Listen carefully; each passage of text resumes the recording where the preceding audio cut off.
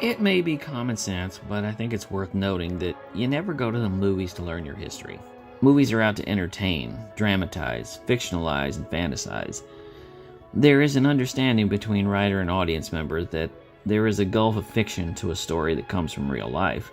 That dramatic license gets even wider when the events in question take place at a time before recorded media, before television, movies, radio, photography.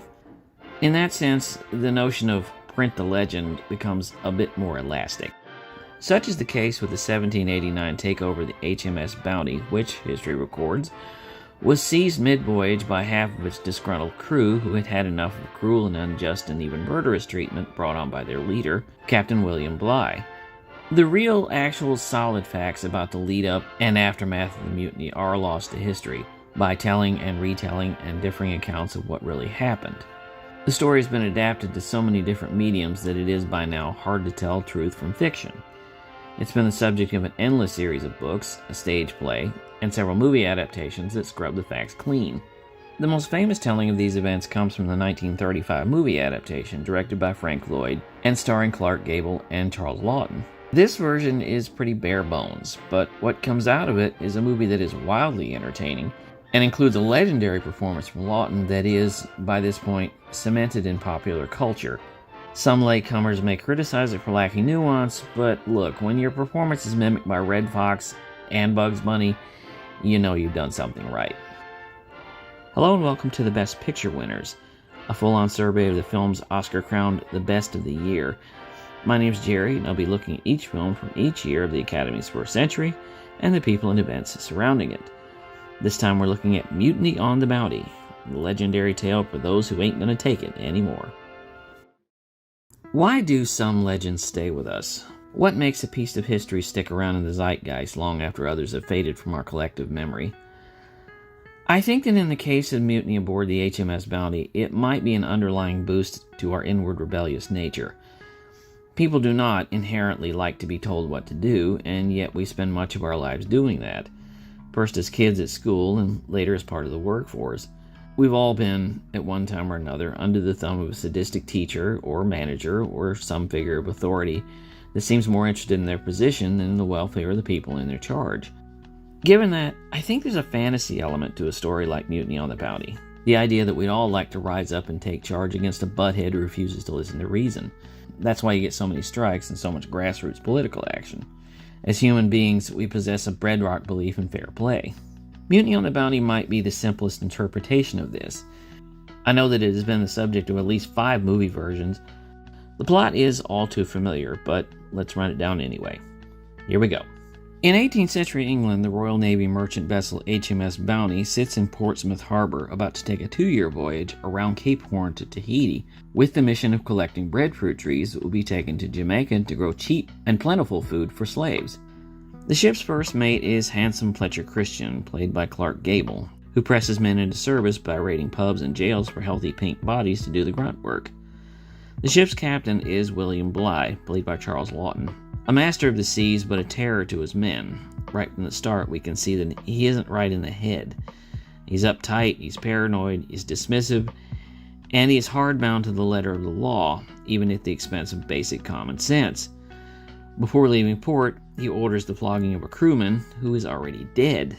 That level of tyranny continues as the ship makes its way across the sea, and Bligh orders Midship Byam, played by Franchot Tone, to go aloft in a thunderstorm. He orders willful and unnecessary floggings for minor infractions. He orders food and water rations cut, even to his officers. He accuses 2 crewmen of stealing 2 wheels of cheese, even though these 2 men were specifically ordered by Bligh to take the cheese into his house before they left port. And most cruelly, he orders one poor sailor keel-hauled after having the nerve to ask for water. Needless to say, tension grows among the crew, and especially Byam and Christian, whose protests of Bligh's actions fall on deaf ears. After months at sea, the crew arrives in Tahiti, where they experience a culture and a free and unburdened paradise that they have never experienced. Given the lockdown of the journey getting there, many decide that they may want to desert, or possibly mutiny, as they return to the ship.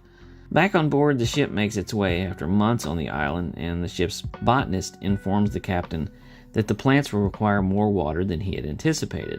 So the captain orders water rations cut down to almost nothing. When Bly's miserable living conditions result in the death of the ship's doctor, Fletcher Christian has had enough. Bly, you've given your last command on this ship. We'll be men again if we hang for it. The crew take the ship, divided between the mutineers and the loyalists to Bly, and the decision is made to place the captain and his men in a longboat and cast them out to sea. But there isn't enough room in the boat for everyone, so half of Bly's men, including Byam, have to stay aboard the Bounty. And in the film's single best moment, Captain Bly makes this rather frightening proclamation. Casting me adrift 3,500 miles from a port of call, you're sending me to my doom, eh? Well, you're wrong, Christian. I'll take this boat as she floats to England if I must. I'll live to see you, all of you, hanging from the highest yardarm in the British fleet. Christian sails the ship back to Tahiti and realizes that they can't very well stay there because the British Navy will come looking for them. So they head to Pitcairn Island, 1,500 miles to the southeast, an uncharted island that can only be found by accident, and where the shores are so rocky that it's impossible to land a ship there. Meanwhile, Bly navigates the small vessel to an extraordinary feat. Not wanting to land on any small South Sea island for fear of cannibal savages, he decides to try for timber in the Dutch East Indies, a 1,400-mile journey that his brilliant navigational skills help him to accomplish. While Christian and his mutineers burn the Bounty on Pitcairn Island, Bly returns to England where he's acquitted of any wrongdoing, but gets an all-too-light scolding. Byam, meanwhile, is court-martialed, even though he was left behind because he couldn't fit in the boat. But his life is spared in another inquiry where he offers a rather purple speech about the balance between discipline and compassion.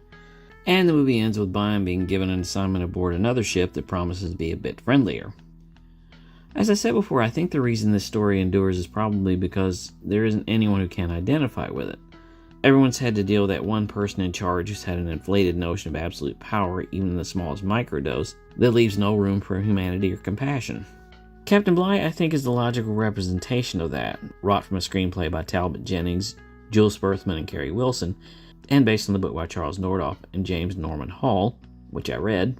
They pare down the character. In the book, he's much craftier, much more cunning. In the book, of course, it's all mental, but in the movie, it's largely physical. What comes out of his mouth are largely threats, pronouncements, and angry tirades, but what's going on inside can be seen in gestures. Looking beyond the bluster, we witness a man of deep insecurity. He's short, pudgy, he has a rat-like brow and a big pouty lip, again, those impressions. He sees it as getting older, and he is bitter. Bitter about the adamant of time, bitter about the pittance that the Royal Navy is offering him. He's known to be a man who's difficult to be around, and in that way, that's probably why he hasn't been given a promotion to admiral, despite his masterful nautical skills.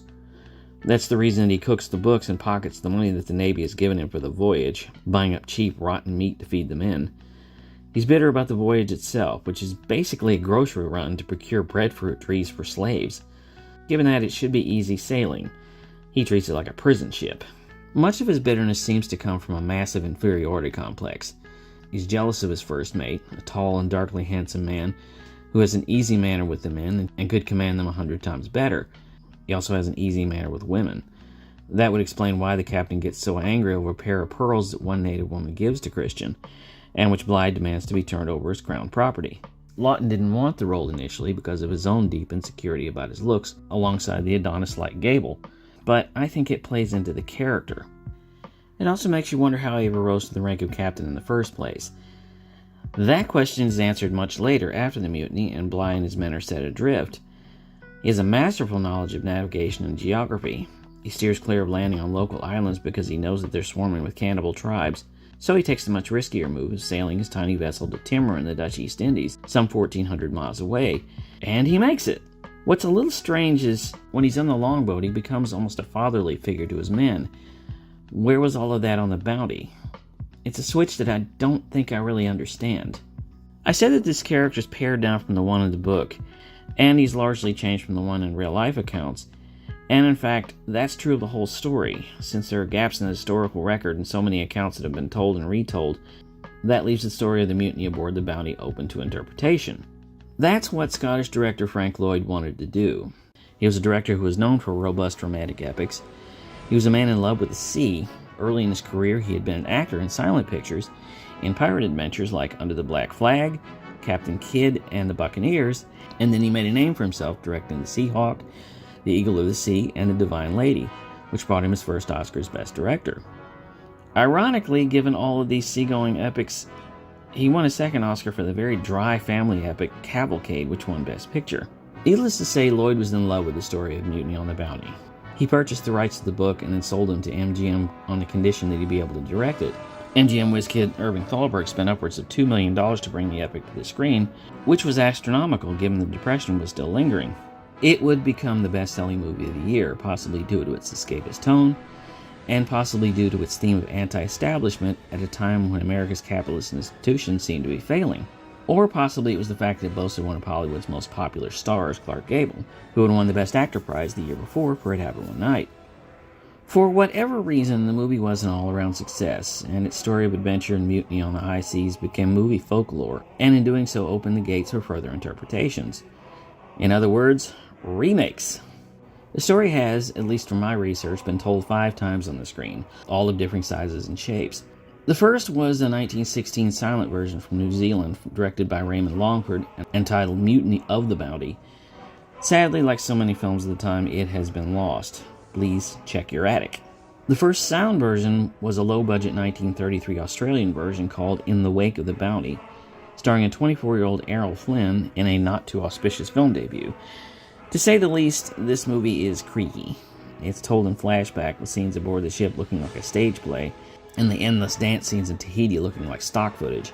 Since this is an early talkie, then it is not surprising that this movie is mostly talk.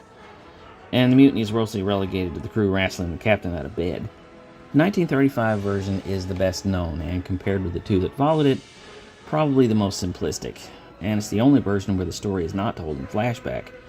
The bare-bones script includes the voyage, the tyranny, the stopover in Tahiti, the mutiny, and then the court-martial, with Byam making an impassioned speech, in which the movie kind of steps over its own feet. These men don't ask for comfort, they don't ask for safety. If they could speak to you, they'd say, let us choose to do our duty willingly. Not the choice of a slave, but the choice of free Englishmen. They ask only the freedom that England expects for every man. Oh, if one man among you believed that, one man, he could command the fleets of England. He could sweep the seas for England. If he called his men to their duty not by flaying their backs, but by lifting their hearts. All well and good, but consider that the original intent of this voyage was to collect breadfruit trees to provide cheap food for slaves toiling on plantations in Jamaica. Where then is the impassioned plea for their freedom? 27 years later, in 1962, Louis Milestone, the director of the previous Best Picture winner All Quiet on the Western Front, was at the helm of the less-received 4th version. This one a full-color 3-hour epic starring Trevor Howard as Bligh and Marlon Brando as Fletcher Christian. This is a truly gorgeous-looking film, photographed by Robert Surtees, who had just won an Oscar for Ben-Hur. Yet, it's been derided for being the most dramatically lackluster of all the interpretations. I don't happen to see it that way. Howard makes an effective Captain Bligh. His performance is more calculating than Charles Laughton. He comes off more like a cruel businessman than a ship's captain. Richard Harris gives a functional performance as Seaman John Mills, who plays conduit between the captain and first mate. But the weak link here, to my surprise, is Brando. He was in the middle of a decade-long slump in his career, and he plays Christian as far too laid back. This is a character role, and I think I can see him trying and failing to work his trademark method into a role that doesn't really call for it. This is how he signals that he's ready for mutiny.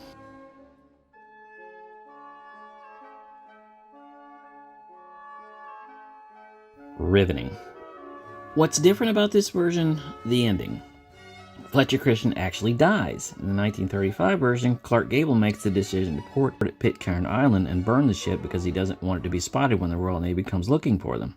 Here, Christian protests that action, and the ship is burned by Mills out of protest, and in so doing, kills Christian.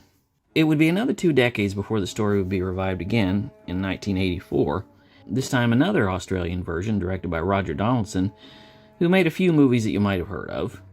The Bounty boasts not only Mel Gibson as Fletcher Christian and Anthony Hopkins as Captain Bligh, but also Laurence Olivier, Edward Fox, and early performances by Liam Neeson, Daniel Day-Lewis, and Bernard Hill, who years later would command another doomed voyage at sea. This movie is probably the best overall. It tries to be much more psychological, and through Hopkins' strong performance, tries to dig deep into Bly's character. The twist here is that he and Christian are actually friends as the film opens, and we see the disintegration of that friendship as the film goes on. It also has the most exhilarating mutiny, which Donaldson orchestrates as chaotic and scary. Christian doesn't want a mutiny, and is further frustrated by the fact that Bly is not angry, but is trying to reason with him. Another significant difference is that this time, when Bly and his crew are set adrift, they actually go to one of the neighboring islands and are accosted by cannibals.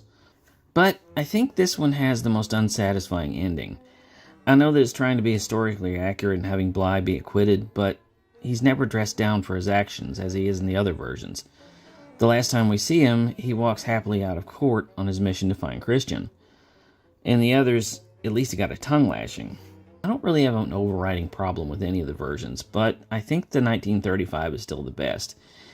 It may have been streamlined, but I think that's what makes it more entertaining. And really, none of the others had the intensity of Charles Laughton. He was nominated for Best Actor, competed with co-stars Clark Gable and Franchot Tone.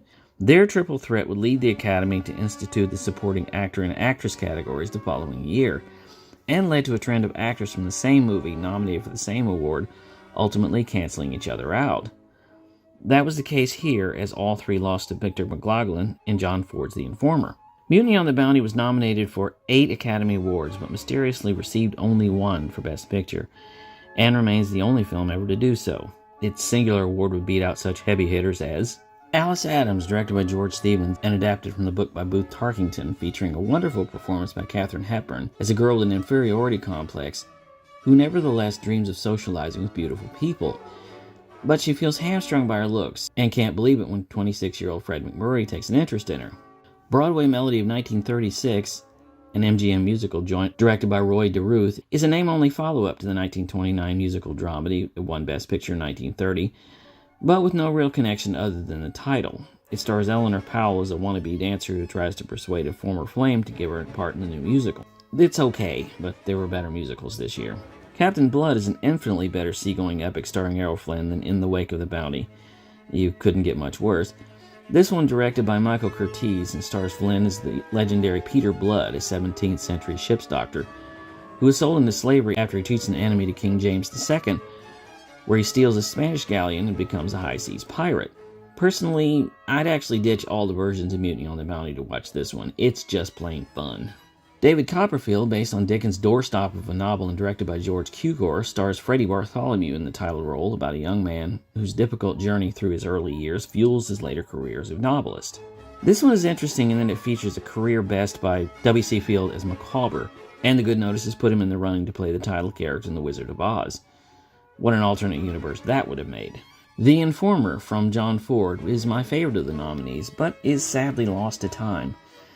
While the public leaned on Mutiny on the Bounty, this was the year's critical darling, and for good reason. It is a deeply felt morality drama, all about a soft-headed pug who's just returned from the Sinn Féin rebellion in 1922 and needs money. So he turns an old friend over to the police for the reward money, which in turn gets the man killed. That guilt follows him like a growing virus, and slowly drives him mad.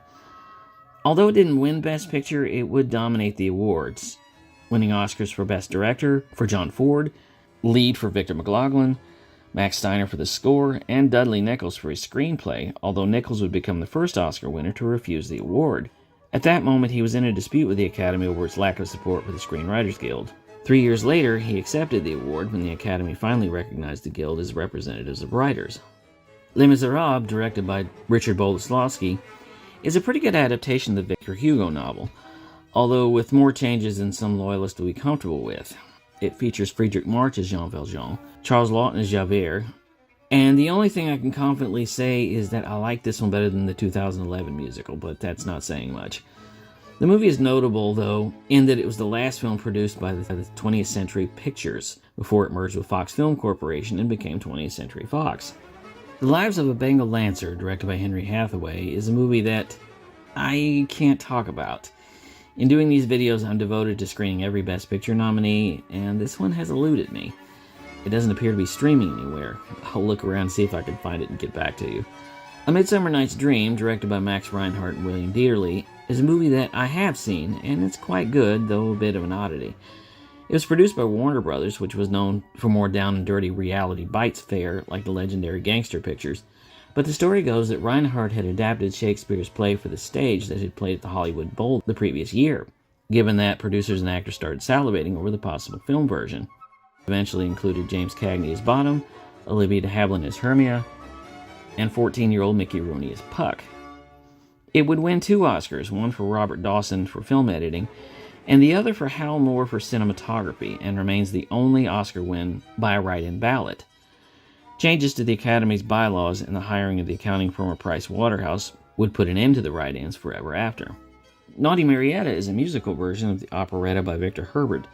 It stars Jeanette MacDonald as a French princess who flees an arranged marriage to a Spanish duke and boards a ship bound for America, but mid-route it is attacked by pirates. She is rescued by Nelson Eddy, who comes with her as she tries to build a new life for herself in New Orleans. It's not a bad movie, but I might have enjoyed this heavy plot a lot more without the songs. They're kind of dusty and dated. Ruggles of Red Gap is a cute western from Paramount and directed by Leo McCarey and starring, once again, Charles Laughton as an English valet named Ruggles, whose employee bets and loses him in a poker game to an American cowboy. So a fish-out-of-water scenario ensues, as the frilly manservant is suddenly thrust into the wild and woolly western town of Red Gap. This film was a personal favorite of Laughton, who chose McCarey to direct it because he was such a fan of the Marx Brothers. And finally, Top Hat, which to my mind is the Astaire Rogers musical. Who cares what it's about? It has music by Irving Berlin and Fred and Ginger doing routines like this. What else do you need? I think that out of the 12 nominees that year, I would keep Mutiny on the Bounty, Captain Blood, Top Hat, and my favorite, The Informer. But I would also include the unnominated 39 Steps, one of Hitchcock's early hits, She, an adventure based on the character by H. Rider Haggard, A Night at the Opera, which has the brothers attacking the music world. It's great, though it feels a little more restrained, mostly because of studio meddling. Magnificent Obsession, starring Robert Taylor and Irene Dunne, about a drunk who turns his life around and becomes a respected surgeon, and ends up restoring the eyesight of a woman that he blinded in a car accident.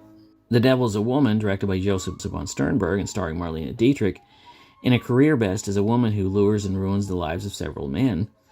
Dietrich would later admit that this was her favorite performance, and I can really see why. And also The Raven, another Lugosi Karloff joint that is a lot of fun. But my favorite film of 1935 is Bride of Frankenstein, which I'm choosing over Ford's The Informer, only because it is a film that I could watch any time. Ford's film, I kind of have to be in the mood for. Bride of Frankenstein is the best of the Universal monster movies by a country mile and one of the most subversive. Yes, it changes the nature of the Frankenstein character by having to desire a mate, and also not die at the hands of an angry mob in the last film. But this one works because of its odd nature. It's just kooky fun. I love the little people that the scientist duo have living in jars. I love the bookending structure featuring a conversation between Lord Byron, Percy Shelley, and his wife Mary, played by Elsa Lanchester, who also plays the bride. But I also love what they got away with. This was the first year in which the production code became the law of the land, but director James Whale was able to sneak in a lot of otherwise scandalous material because it was a horror movie. There are themes of necrophilia, odes to playing God, and of course a lot of overt references to homosexuality. The two men create their own monsters, a union between the monster and the blind man briefly making a home together. It's so much fun breaking it apart, but even aside from the titillation of getting away with it, it's a great film in every single corner. The lighting is perfect, the camera angles are perfect, which Whale borrowed from German Expressionists. The black and white photography by John J. Mescal is absolutely gorgeous. And the story works. You feel the monster wishing for a break from his loneliness. And trust me, just watch how the bride rejects him. I mean, who among us hasn't had a first date that torpedoed like this? I don't think that 1935 was a great year for movies, but I can see myself spending an evening with the Academy's choice and my choice for Best Film of the Year. It'd make for an odd pairing, but one hell of a double feature. For Armchair Cinema, I'm Jerry Dean Roberts. I'll see you next time.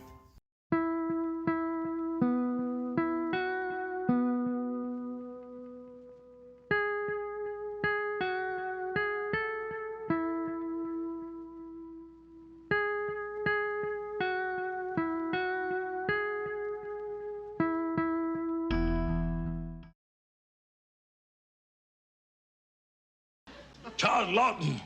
Come here, Mr. Christian.